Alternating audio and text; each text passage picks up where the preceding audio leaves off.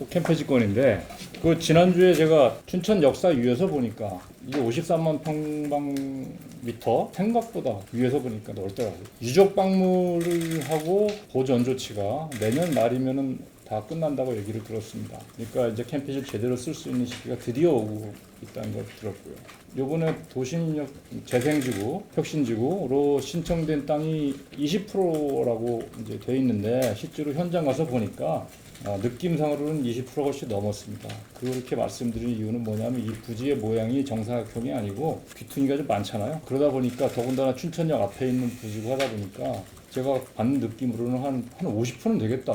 왜냐하면 나머지 지역은 또 미군 부대가 쓰던 건물 2개가 들어가 있고 또 취수탑이 들어가 있어서 그거에 대해서는 아직까지 어떻게 하겠다는 계획이 없고, 그래서 여기다 20% 짓고 나면 나머지 땅은 이라는 생각이 좀 자연스럽게 들었습니다. 춘천시 공무원께 한번 여쭤봤는데 그러면 혁신지구 끝나고 나면 나머지 부지 어떻게 할 거냐라고 했더니 그거는 아직 계획이 구체적으로 없는 것 같더라고요. 그걸 좀 알게 됐습니다. 혁신지구에 대해서 지난주에 그 소통이 없다 말씀드리고 나서 저희도 답답해서 공문을 좀 보냈습니다. 물론 그 전에 이제 전화 통화도 하고 해서 자료를 이렇게 요청을 좀 했고요. 이 자료가 뭐냐면 혁신지구 같은 이런 거대한 작업을 하기 위해서는 꼭 필요한 자료들입니다. 행정에서 요구되는 자료들 쭉 보냈는데 아직까지는 저희가 답을 못 받았고, 그러니까 저희가 조금 이해할 수 없는 거는 혁신지구 같은 이렇게 큰 사업을 하고 추진하고 공청회까지 할 정도면 이게 답이 있어야 되는데 아직 답이 없거든요. 그래서 이게 좀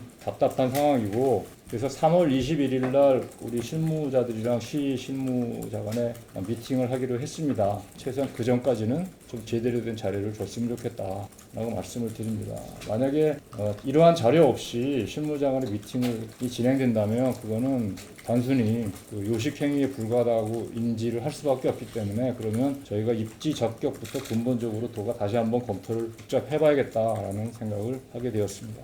유사한 사례가 마침 있어가지고 저희가 좀 찾아왔습니다. 이게 이제 부산시민공원 사례인데요. 이 부산시민공원이 우리 캠페지랑 비슷합니다. 얘가 미군 부대 부지였고요. 2004년에 그 계획이 수립돼가지고 2014년에 부산시민공원으로 개장이 됐는데 아주 비슷하죠.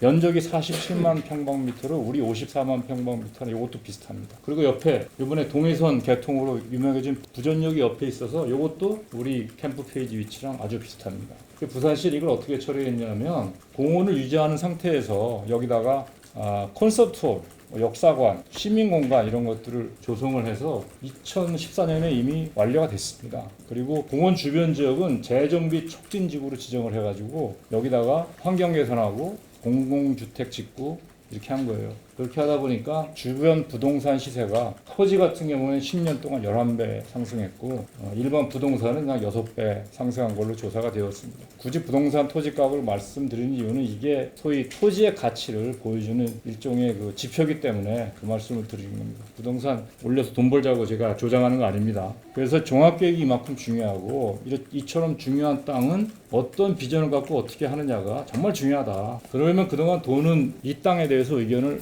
시랑 소통이 없었느냐? 그렇지는 않습니다. 원래 2019년에 시민공원이라는 개념을 갖고 있었기 때문에 그 개념 위에 53만 평방미터를 채우기 위한 시설들이 뭐가 있을까라고 저희도 고민을 지속적으로 해왔고, 그 결과 지금 강원 호국광장 조성, 이거는 국비를 이미 땄습니다. 120억 원짜리 국비를 따가지고 진행을 하다가 지금 잠시 중단이 됐어요. 그 이유는 캠페지 귀퉁이에도 놓자고 하니 저희 도에서는 그거는 좀 곤란하다 해가지고 지금 진전이 안 되고 있는 상황인데, 춘천시립미술관 같은 경우에도 춘천시에서 협의 없이 캠페지 말고 기무사 부지에다 이거를 하겠다고 계획이 저희가 나중에 알게 돼가지고 그것도 지금 스톱이 되어 있는 상태입니다. 도비가 이 중에 186억 원이 또 투입이 됩니다. 그다음 미디어 아트 센터 같은 경우에는 이거 제가 직접 담당하고 있는 건데 이것도 원래는 캠페지에다 했으면 하고 저희는 생각을 했거든요. 이것도 168억 중에 도비가 43억, 국비가 67억 들어가는 겁니다. 12는 이제 부동산 가치를 환산한 거고요. 근데 이것도 지금 하수종말 처리장 쪽으로 이제 제안이 와서 그렇게 검토를 하고 있는 거죠. 주한미국 공유국 발전 종합계획에 대한 절차를 보면 이 발전 계획을 변경시키기 위해서는 공청회 등등을 거쳐야 됩니다. 그렇게 명시되어 있습니다. 법과 시행령에. 근데 현재 춘천시가 추진하고 있는 거는 이 3차 변경 이후에 변경사항을 4차 변경을 하지 않고 3차 변경 내용을 바꾸겠다고 추진하고 계신 거거든요. 그래서 지금은 절차를 벗어나고 있는 건 확실합니다. 두 가지 상위 계획을 변경해야 되는데 이거는 혁신지구 선정이 된다고 해서 자동으로 변경이 되는 게 아니다. 이거는 별도의 변경 절차가 있어야 된다. 그게 도시기본계획하고 그 발전종합계획 주합미군 두 가지인데 국토부의 이 공모 요령에도 이 국토계획법상 입지가 도입 기능이 적절한지 입지의 적절성을 평가하는 항목이 있습니다. 그래서 저희가 볼 때는 현재는 도시계획상 공원인데 공원에서 할 수 없는 행위들을 가지고 지금 계획을 수립했기 때문에 이게 입지가 적절하지가 않다라고 이야기를 한 거고 거기에 대해서 춘천시는 일단 선정이 되면 나중에 도시계획을 바꾸겠다. 근데 도시계획을 바꾸는 게 이렇게 시장이 혼자서 할 수 있는 게 아니고 굉장한 절차 시간이 필요한 건데 그거를 너무 간과하고 너무 그거는 나중에 하면 되지 이런 답을 저희가 실무적으로 들은 것밖에는 없어요. 이게 거의 4천억짜리 프로젝트인데 요거 국비 250억 달러고 지금 이거 하고 있는 거거든요. 그러면 250억 달러고 이 행정의 모든 절차를 무시하고 딴 다음에 어떻게 밀어붙이겠자는 시도로밖에 저희는 읽혀지지 않는 거예요. 그러니까 이거는 저희가 가만히 있으면은 기업으로 치면 배임에 해당됩니다. 그래서 자꾸 말씀드릴 수밖에 없는 거예요. 저는 진짜 이해가 안 갑니다. 왜 250억 때문에 이렇게 큰 작업을 이렇게 추진을 해야 됩니까? 무리까지 해가면서.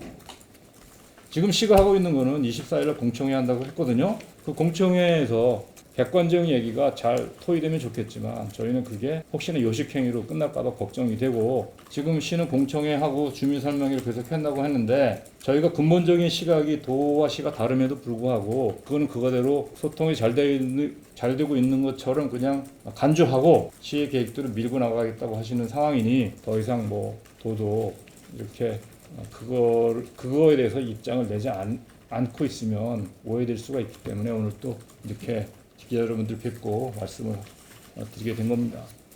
2019년에 만들어진 시민공원이라는 개념을 살리는 범위 내에서 빨리 추진하고자 또 아까 말씀드린 것처럼 유적 박물이 이제 끝나가잖아요. 그러면 시민들 위해서도 이 공원을 빨리 활성화시켜야 시민들에게 이익이 많이 돌아가거든요. 그리고 그 활성화하는 방법은 빚을 내서가 아니고 제대로 된 국비를 따거나 아니면 뭘 유치하거나 해서 후대에는 부담을 주지 않는 방법으로 추진하고자 노력을 해왔는데 그게 자꾸만 좌절이 되고 있는 겁니다.